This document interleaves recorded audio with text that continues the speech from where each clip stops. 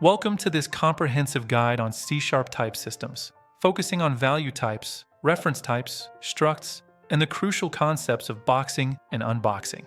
Understanding C# type system is fundamental for efficient memory management and robust application development, especially within environments like Unity 3D.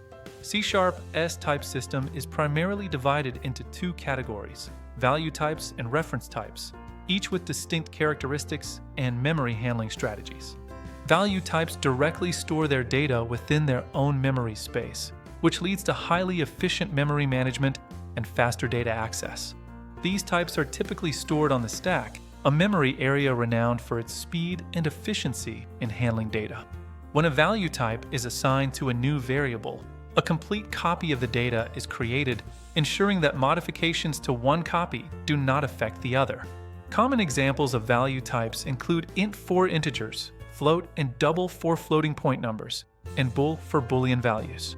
Other fundamental value types are char for single characters, struct for user-defined data groups, and enum for named integer constants. In contrast, reference types store a reference or a pointer to the actual memory location where the data resides, which is on the heap. The heap is a more flexible memory area, suitable for larger, more complex data structures whose size might not be known at compile time. When a reference type is assigned to a new variable, both variables point to the exact same memory location.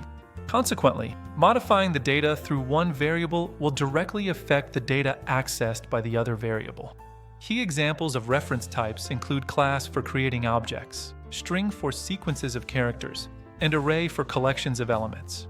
Other important reference types are delegate, which represents a reference to a method and interface, defining a contract for classes or structs.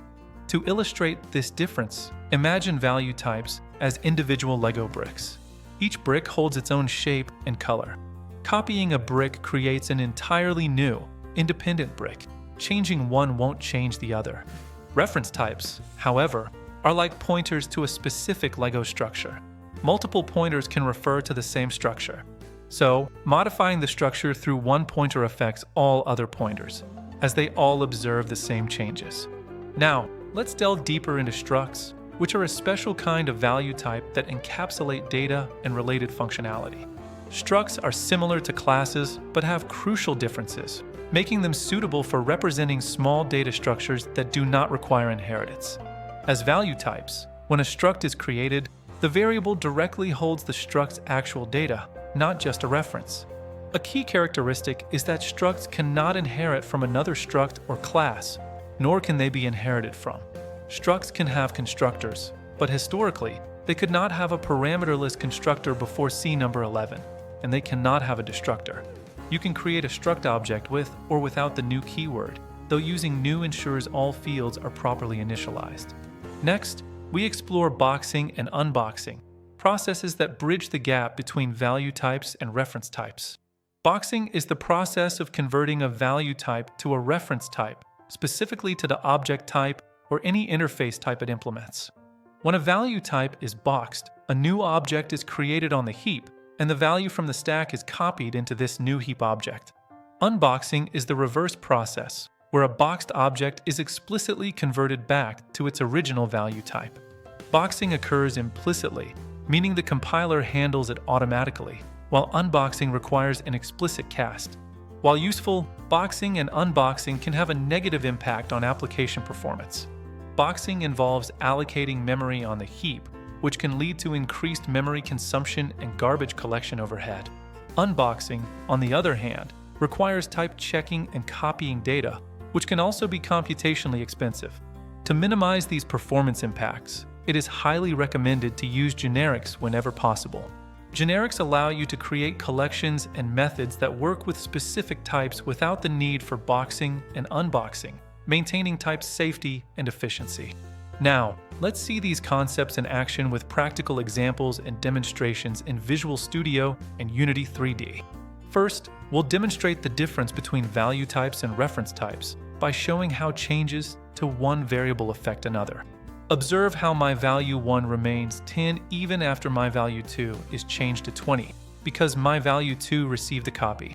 However, when myref1s value property is changed to 50, myref2 also reflects this change, as they both point to the same object. Next, let's create a simple struct to represent a point in 2D space and demonstrate how to create and use struct objects. Notice that even after modifying p2.x, p1.x remains unchanged, confirming structs are value types and are copied upon assignment. Now, let's demonstrate boxing and unboxing by converting an integer value type to an object and then back again. The output confirms that unboxed number successfully retrieves the original integer value, showcasing the round trip of boxing and unboxing.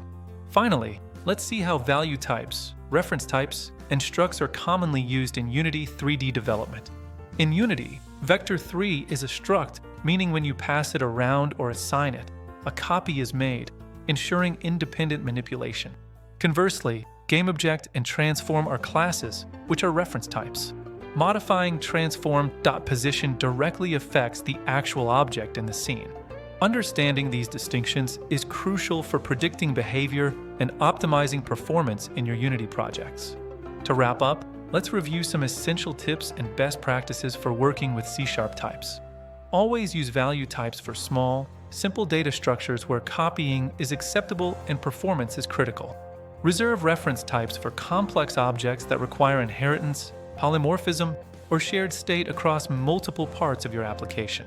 Actively avoid unnecessary boxing and unboxing operations to prevent performance bottlenecks and reduce garbage collection overhead.